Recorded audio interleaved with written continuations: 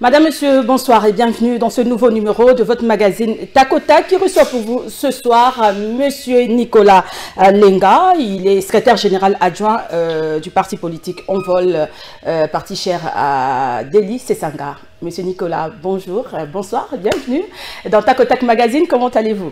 Bonsoir, merci de l'invitation. C'est un réel plaisir de venir répondre à ce numéro de Tac au Tac, une émission qui est suivie.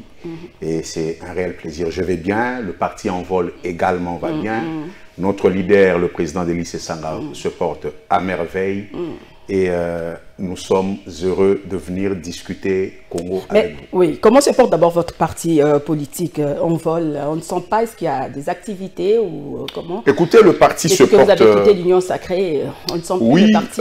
Depuis que nous avions claqué la porte de l'Union Sacrée, le parti se porte bien. Il y a certains membres qui sont restés. Non, il n'y a aucun membre de l'Envol qui soit resté à l'Union Sacrée. Le parti a levé l'option de quitter depuis le 30 octobre de l'année passée. Tout le parti a quitté. Et la dame depuis, là qui est vice-ministre je suis secrétaire général adjoint en charge de l'organisation du parti. Ce que je vous dis, vos paroles d'évangile, il n'y a aucun membre de l'Envol qui est resté à l'Union Sacrée.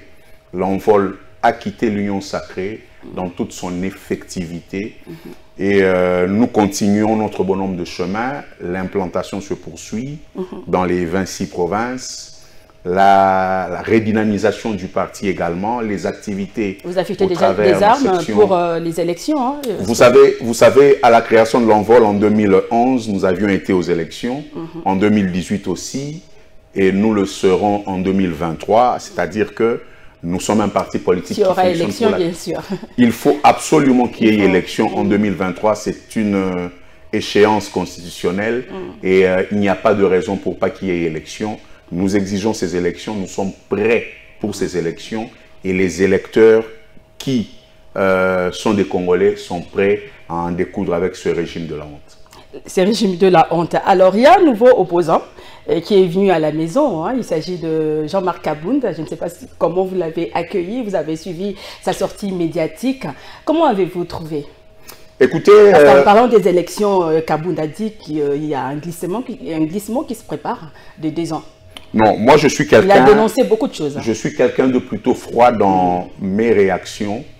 Et donc, lorsque je suivis l'honorable Kabound dans ses prises de position, qui étaient on ne peut plus claires, il a pris l'option de faire l'opposition au régime auquel il appartenait, pour des raisons qu'il a énumérées. Et il ne m'appartient pas ici de venir distribuer les cartes des bons ou des méchants. La population est assez mature pour faire le tri et comprendre qu'est-ce qui se passe. Ce qui est vrai, c'est que la démocratie doit être respectée. Il a levé une option qui est la sienne, rejoignant Envol dans sa posture de l'opposition. Il a créé son propre parti. Hein. C'est qui est une chose qui visiblement est bénéfique pour lui. Bon, la démocratie poursuit son bonhomme de chemin. Vous savez, en démocratie, les mouvements se font, les alliances aussi. Se défont, oui. Et donc, en réalité, une prise de position telle que telle, en réalité, ne devrait pas émouvoir, si vous voulez, l'ensemble de la classe politique. Seulement, nous notons qu'il y a un cacique du régime de la honte qui a estimé qu'il devait s'en séparer et que, visiblement, il est prêt à ouvrir la boîte à Pandore. Est-ce qu'il l'a fait pour lui ou bien pour la population? Parce qu'on dit toujours que vous, les politiques, vous ne travaillez que pour vos propres intérêts et tout ça. Est-ce que ce que Kabound a dénoncé, est-ce que c'est pour déjà, lui, il a dénoncé, c'était pour le bien-être de la population, dire la vérité, ce qui se passe là où il était, hein, quand il travaillait avec Fachi, aujourd'hui il n'est plus là, il commence à dénoncer, à dire 2 choses, certaines vérités selon lui. Est-ce que c'est avantageux pour la population ou il dit ça juste parce qu'il est frustré? Déjà, vous savez, madame, la population qui parle des politiques qui agissent pour leurs intérêts, bien souvent cette population parle des politiques au pouvoir. Envol a été créé dans un contexte de l'opposition depuis 2011 jusqu'à aujourd'hui. Et les militantes et militants de l'Envol, les Congolaises et Congolais avec qui nous nous entretenons, savent que Envol se bat aux côtés de la population, pour cette population, et donc un jour exercer le pouvoir par cette population qui donne le mandat à qui il estime le faire. Et donc, non, il y a des politiques qui travaillent pour le peuple et ceux qui travaillent pour leur propre chapelle. Jusque-là, on ne sent pas, hein, on ne sent pas vraiment. Parce que quand vous êtes dans l'opposition, vous dites toujours, vous avez tous le même discours, vous savez, que vous travaillez pour le peuple. Et dès que vous avez le pouvoir, ce n'est plus le peuple. Le peuple ne se retrouve plus. Vous savez, c'est lui qui est aujourd'hui, qui est président de la République, qui a travaillé, il était proche de la population, l'UDPS, hein, vous le savez. Un grand parti de l'opposition. Qui disait toujours que non, le peuple d'abord, aujourd'hui, c'est l'UDPS qui a le pouvoir. Il faut faire un distinguo, madame. Il faut faire un distingo. Rien ne change depuis l'époque de Mobutu jusqu'à présent. Je suis bien heureux de l'entendre ici. C'est que tous les Congolais disent et se disent. Aujourd'hui, nous constatons que le peuple d'abord n'était... Non, le Congolais ne croit plus à M. Félix Tshisekedi, à son parti politique et à son régime. Aujourd'hui, le Congolais a compris que le peuple d'abord n'était qu'un slogan et que dans la réalité, c'est tout à fait autre chose. Voilà pourquoi, en 2018, une nouvelle offre politique s'imposera pour que finalement, nous fassions de ce pays ce qu'il doit en réalité être. Le Congo a un grand destin au cœur de l'Afrique et il faut que des fils et des filles de ce pays se mettent à l'ouvrage pour y arriver. Et manifestement, ça sera sans ce régime de la honte. Juste après sa déclaration, sa sortie médiatique, vous avez suivi le bureau de l'Assemblée nationale a ouvert une action disciplinaire hein, contre Jean-Marc Kabound. On a levé ses immunités et il sera convoqué. Et c'est jeudi, hein, si je ne me trompe pas, il sera convoqué au parquet près la Cour de cassation. Vous êtes avocat. Est-ce que pour avoir dénoncé ou bien critiquer la gestion de Fachi, est-ce une raison, un motif pour être interpellé ou arrêté? Bon, déjà, c'est vrai, je suis avocat, je ne le dénie pas, mais ici, je ne peux pas parler en tant qu'avocat parce que n'ayant pas eu l'autorisation de mon barreau, sinon je fauterais. Vous êtes un homme de droit, quand même. Oui, sinon je fauterais. Oui. Mais éclaircissez-nous un peu là-dessus. Mais une vision ou une opinion à la fois des juristes et de politiques, c'est ce que je ferai. D'abord, il faut faire un distinguo entre l'autorisation des poursuites et la levée d'immunité. Ça, c'est une chose. Et maintenant, il faut faire encore un autre distinguo entre des accusations et une dénonciation. C'est encore une autre chose. À ce que je sache, l'Assemblée nationale a autorisé les poursuites, même si elle a, cette Assemblée nationale, marché sur son règlement intérieur. En principe, l'Assemblée nationale est en vacances. On ne comprend pas par quel mécanisme cette Assemblée nationale qui est en vacances a pu... Le bureau, oui. Oui, mais l'Assemblée nationale est en vacances. Oui. Et le bureau de l'Assemblée nationale faisant partie de l'Assemblée nationale, nous savons qu'ils sont en vacances. Mais bon, s'ils s'estiment, ce bureau-là, le droit de pouvoir siéger en vacances et lever des immunités, sans au préalable appeler l'intéressé, accompagné de son avocat ou de ses avocats et de quelques députés nationaux pour mettre sur la table ses moyens de défense. C'est ça le grand problème et je me pose la question de la précipitation. Qu'à cela ne tienne, cette autorisation de poursuite a été faite de façon manifestement abracadabrante. Maintenant, est-ce que l'appareil judiciaire a le droit de se saisir d'un dossier? Bien sûr que oui. La justice peut se saisir d'un dossier pour éclairer l'opinion de la société, pour en savoir un peu plus. Et si dans ce cadre-là, l'honorable Kabound est invité au niveau de la Cour ceci est un bel exercice, d'autant plus que il estime avoir des vraies preuves de ces allégations. Ceci intéresse non seulement la Cour, mais intéresse les Congolaises et Congolais qui veulent savoir comment est-ce que on gère les finances publiques. Vous savez, le président de mon parti, notre leader, le président Delis Sesanga, a dit sur la chaire de l'Assemblée nationale qu'il y a une délinquance financière dans ce pays. Il a même eu des problèmes avec le président. Vous savez la réaction du citoyen Bosso à cet effet. Bon, depuis le temps, je pense qu'il a compris ce que ça voulait dire, délinquance financière. Il l'aurait su avant, il ne se serait pas agité comme il s'était agité. Bon, c'est une parenthèse malheureuse qui est passée. Mais voilà qu'aujourd'hui, l'histoire, encore une fois, donne raison au président Sesanga qui, manifestement, est un avant-gardiste et quelqu'un de vision. Lorsqu'il dit quelque chose, même si sur le moment, personne n'y croit, après un certain temps, tout le monde lui donne raison. Aujourd'hui, la réaction ou la position de l'honorable Kabound donne raison au président Sesanga. Vous savez, l'envol, bien évidemment par son président, a prêché depuis plus de 3 ans la réduction du train de vie de l'État.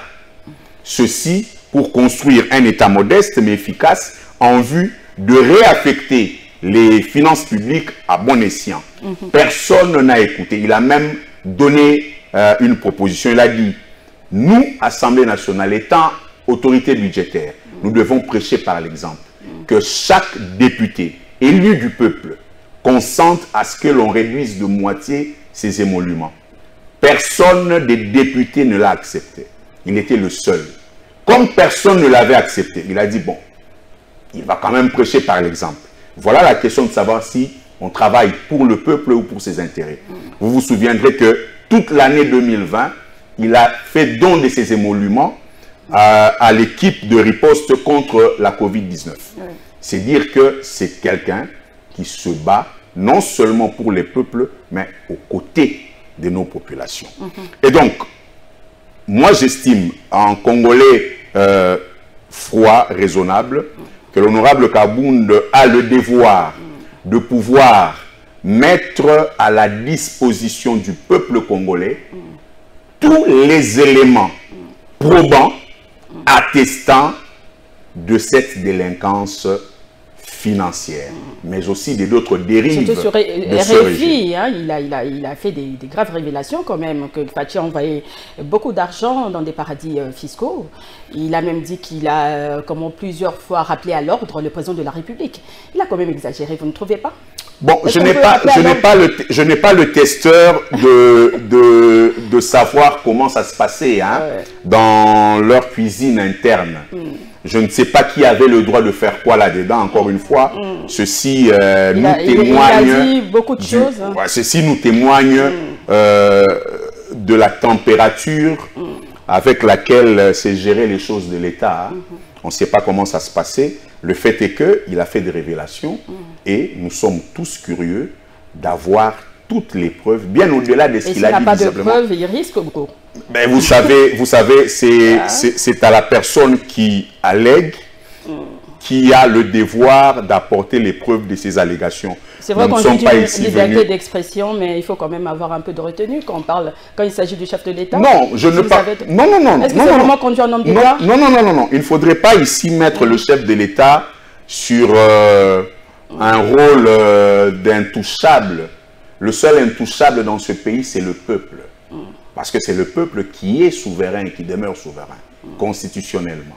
Nous tous, nous sommes justiciables, y compris le président de la République. Oui, mais on peut bien critiquer, mais pas déborder. Et donc, à cet effet, tout Congolais possédant une information qui peut prouver sur une malversation financière, que ceci vienne du chef de l'État, de son entourage ou d'un Congolais lambda, a le devoir de la porter à la disposition de la justice pour que justice, évidemment, soit faite.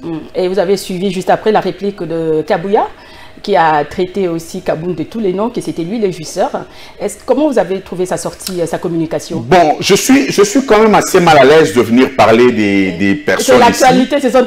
Oui, mais c'est la politique. Bon, dans ma nature et dans mon éducation, c'est très difficile de parler des gens. Seulement, j'ai noté que... analyser quand même. Oui, j'ai noté que, d'une part, il y a l'honorable Kaboun qui porte des accusations avec une attitude de certitude de ce qu'il disait. Et d'autre part, le compatriote de l'UDPS, le nom Kabouya, qui était plutôt sur la défensive, mais qui n'avait pas d'éléments de contradiction. Il n'a pas contredit. Bref, c'est une guéguerre interne qui ne concerne pas à ce stade-là les Congolais. Ce qui concerne les Congolais en réalité, c'est de savoir comment est-ce qu'a été géré le bien commun, c'est-à-dire la patrie, l'État, les finances publiques, la démocratie, les libertés des uns et des autres. C'est ça qui intéresse les Congolais. Après les guerres internes, de savoir qu'il y en a que l'autre, ça c'est pas ce qui nous intéresse. Et Franck Diongo est venu aussi ajouter un peu de sel, hein, avec sa sortie médiatique. Vous avez suivi, il a demandé aux Congolais de chasser Félix Tshisekedi en 2023. Comment vous trouvez sa déclaration? Oui, mais ça nous réconforte. Vous savez, encore une fois, en vaut la raison. Nous avions dit depuis le 30 octobre 2021 que l'union sacrée est une grosse supercherie. C'est un folklore. C'est une arnaque. Et qu'il fallait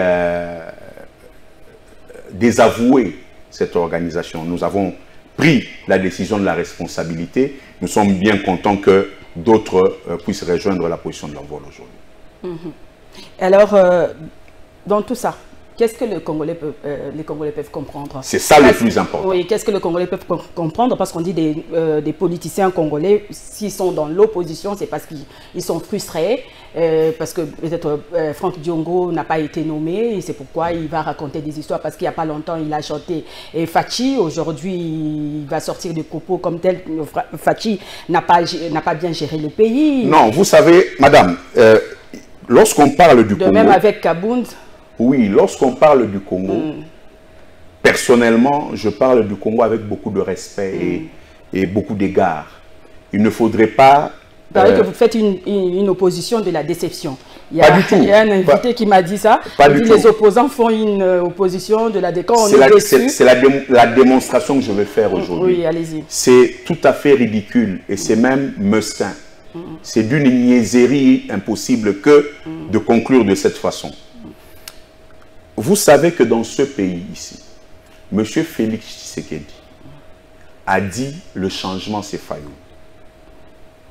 Était-il déçu de quelque chose pour revenir sur ses propos? Vous parlez de l'honorable Kaboun qui était au pouvoir. Était-il déçu de quelque chose puisqu'il était au pouvoir avec les influences pour claquer la porte? Parce qu'il a été chassé. Avant tout ça, le président de l'envol, notre leader, l'honorable Délice Sanga, a quitté l'union sacrée. Était-il pour une déception? Non, l'opposition est une question de courage politique, est une question de détermination, mais aussi de conviction. Lorsqu'on est convaincu que le chemin que l'on est en train d'emprunter, ou la façon d'agir, de gérer de ceux qui sont au pouvoir, s'écarte de l'intérêt commun, on s'y oppose. Et c'est ça la décision. Vous êtes politique, mais... Vous vous souviendrez, madame, oui. Dans ce pays, nous avions connu les 13 parlementaires.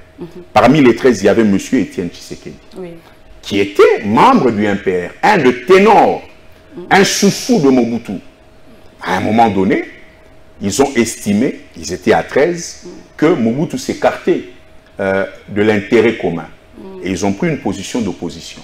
Aujourd'hui, que l'UDPS et ses chantres puissent venir dans un raccourci aussi mesquin, ceci donne envie de vomir. Lorsqu'on parle de la République, il faut être responsable. Une démocratie ne peut pas vivre sans opposition. Et ceux qui en parlent aujourd'hui, ce sont ceux-là qui se réclament être le plus longtemps restés dans l'opposition. C'est tout à fait ridicule. Et que doit faire Félix Tshisekedi, étant président de la République, par rapport à toutes ces sorties médiatiques? Non, vous savez, je n'ai pas le privilège de donner des conseils au président de la République. Ou si vous étiez président de la République, si vous étiez à la place de Fachi. Par contre, j'aimerais terminer la réponse de la première question qui est, à mon avis, plus importante.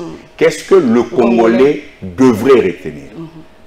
Le Congolais doit retenir qu'en 2023, nous devons avoir un nouveau président et un nouveau régime. L'alternance tant souhaitée ne nous a pas apporté l'alternative qui devait aller avec. Et donc, ayant réglé la question de l'alternance, nous devons maintenant en 2023 régler la question de l'alternative. Il faut rechercher.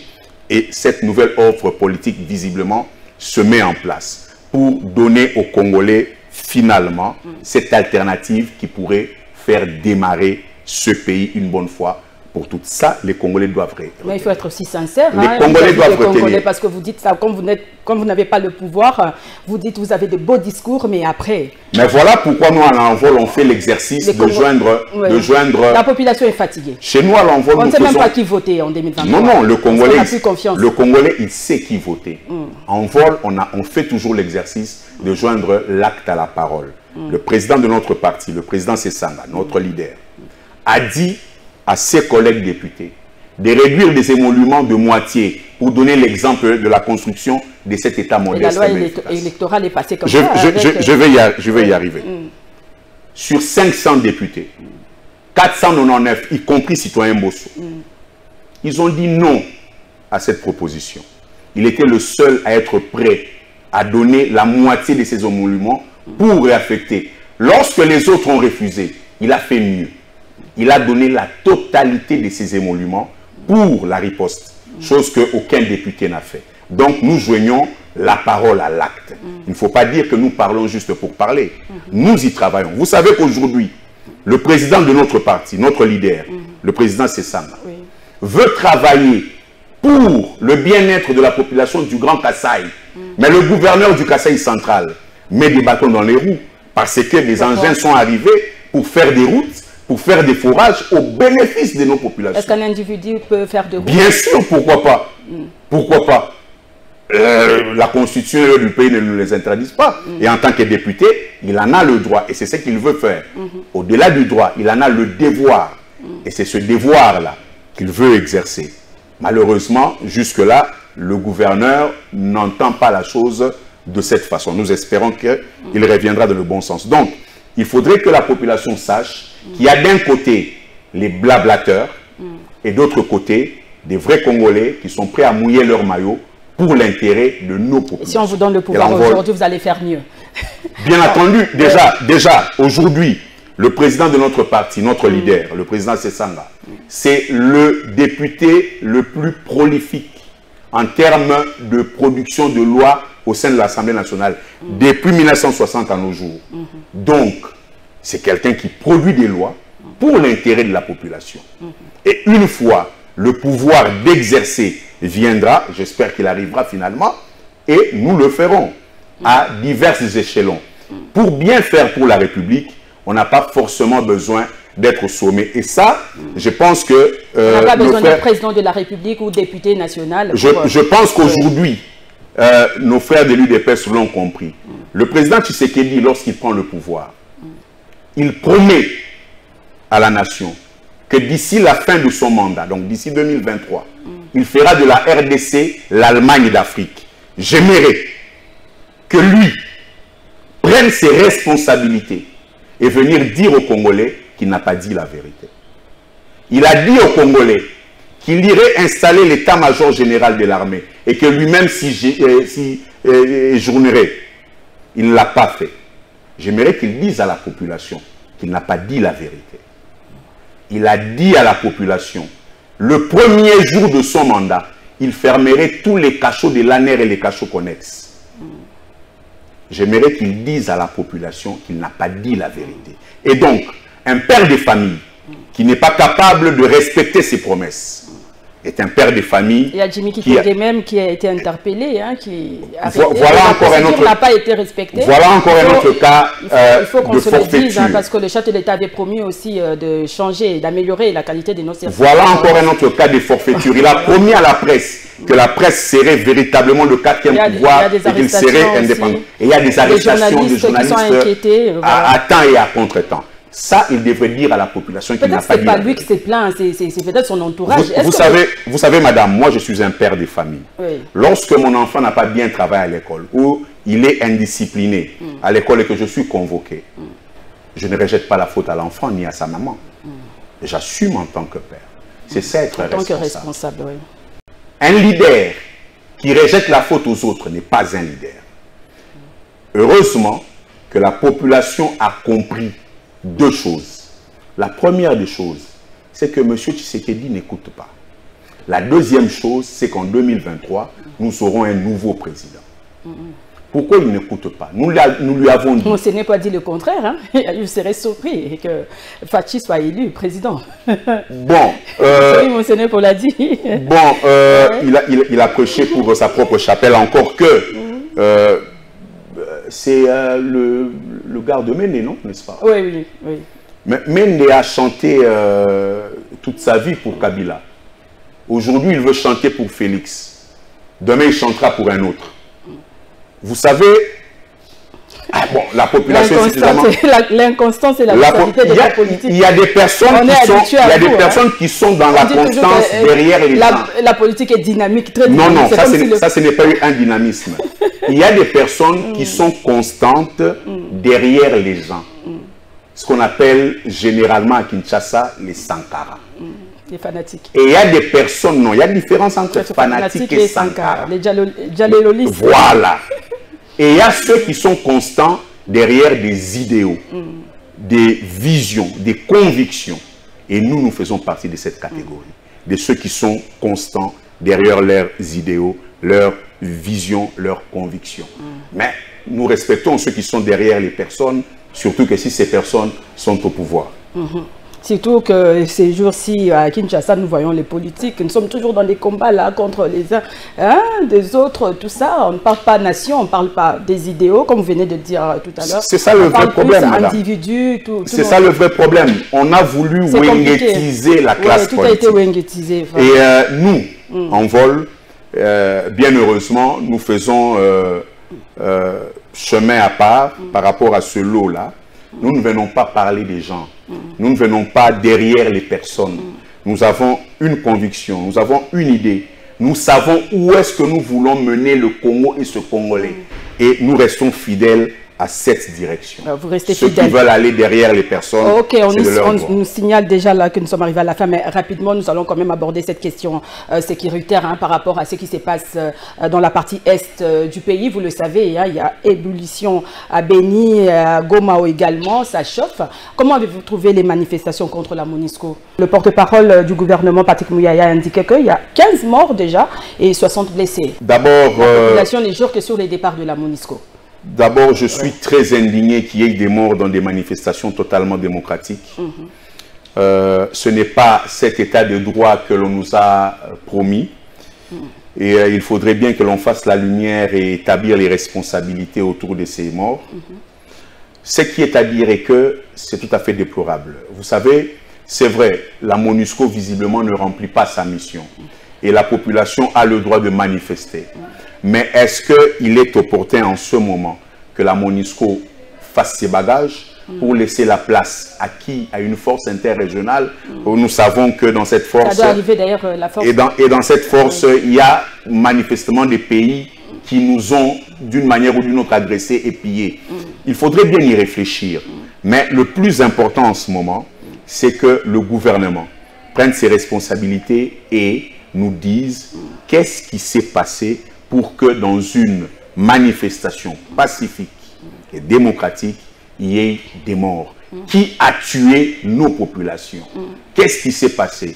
Et que les uns et les autres puissent répondre de leurs responsabilités. Êtes-vous pour ou contre le départ de la MONUSCO? D'une façon personnelle, je n'ai pas encore étudié la question. Ce qui est vrai, c'est que la MONUSCO ne fait pas le travail pour lequel il est venu dans notre pays. Et c'est quoi sa mission? C'est quoi son travail? Mais d'abord, une force d'interposition qui maintienne la paix. Et le fait pour la MONUSCO d'avoir fait le fait pour la MONUSCO d'avoir fait une déclaration pour dire qu'elle ne saura pas faire face au M23 parce que le M23 étant surarmé, ceci nous met dans une posture d'inquiétude, d'inquiétude profonde. Et nous nous posons des questions de savoir, quelle est la meilleure des solutions à prendre. Les décisions hâtives ne sont pas souvent les bonnes. Avez-vous des propositions? Qu'est-ce qu'il faut faire pour qu'il y ait un changement en fait? Parce qu'on ne sait plus quoi faire, on ne sait plus qu'est-ce qui se passe au juste dans la partie est du pays. La solution à faire d'abord, c'est que le gouvernement, plutôt que de se pavaner à nous casser les tympans avec les sirènes dans les grandes artères de la ville, quelle est la meilleure solution? Puisse vivre modestement, réaffecter de façon conséquente un budget au secteur de la défense. Nous avions estimé que $1 milliard devrait être réaliste pour que l'armée soit suffisamment outillée et équipée pour faire face au M23. Vous savez, dans ce pays, il y a eu le général Mamadou Ndala, le général Mbunja Mabé et bien d'autres qui ont pu terminer cette histoire d'insécurité à l'Est. Et donc, c'est faisable avec notre armée. Il suffit de l'outiller conséquemment et d'arrêter de faire des tourbillons dans une diplomatie qui manifestement est absente. Et de prendre la responsabilité d'outiller notre armée pour que l'option militaire soit avantagée et que nous puissions enfin terminer de façon définitive cette histoire de l'insécurité à l'Est. Mais au-delà de ça, il faudrait que la population prenne ses responsabilités pour mettre hors d'état de nuire le régime de Félix Tshisekedi qui manifestement est un régime de la honte. Bloc pétrolier, un petit commentaire là-dessus rapidement, c'est la dernière question. Vous avez un commentaire? Bientôt là, la vente aux enchères de nos blocs. Bon, d'abord, je ne sais pas pourquoi on fait une vente aux enchères. Je ne suis pas économiste. C'est jeudi, le 28. Oui, mais il ne faudrait pas non plus tout dilapider. Vous savez, on peut... Ça sera bénéfique à la population? Bon, manifestement, c'est fait dans une précipitation. Et on ne sait pas comment ça a été calculé, comment ça a été conçu. Et donc, j'ai mis mes réserves quant à ça. Saviez-vous qu'il y avait un bloc ici à Kingakati, un bloc pétrolier? Mais si le gouvernement ne dit rien, vous savez que le silence... Le ministre l'a dit. Le dire ne suffit pas. C'est lui le ministre responsable du secteur. Le dire ne suffit pas. Il faut lever des options conséquentes. Ne pas le faire, c'est se rendre complice. Un mot de la fin et puis on va se dire au revoir. Le mot de la fin, il est simple pour cette émission. D'abord, je vous remercie, madame, de l'invitation. Je demande à nos compatriotes de se tenir prêts à pouvoir mettre hors d'état de nuire le régime de M. Tshisekedi, qui est un régime de la honte manifestement, qui a fait perdre à la nation 5 ans. Et nous estimons que les Congolaises et Congolais prendront la mesure de la responsabilité pour qu'en 2023, nous puissions sanctionner de façon négative ce régime. Si, par absurde, en 2023, il n'y avait pas élection, madame, prenez date, il y aura une transition sans M. Félix Tshisekedi. Merci beaucoup. C'est moi qui vous remercie. Nicolas Lenga, merci d'être venu et merci de répondre à nos questions. Mesdames et messieurs, cette émission est terminée. Je rappelle que j'avais reçu pour vous ce soir M. Nicolas Lenga. Il est secrétaire général adjoint de l'Envol, parti cher à Delhi et Sesanga. Une page rose quand même avant de nous dire au revoir. Je tiens à souhaiter un joyeux anniversaire à ma petite sœur qui célèbre son anniversaire aujourd'hui.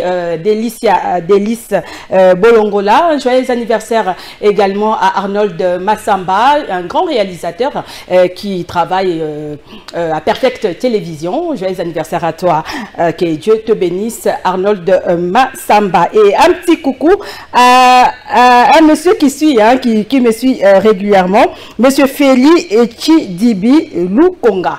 Donc, merci beaucoup. Merci de suivre Takotak Magazine. Toutes nos salutations. Eh bien, cette émission est terminée.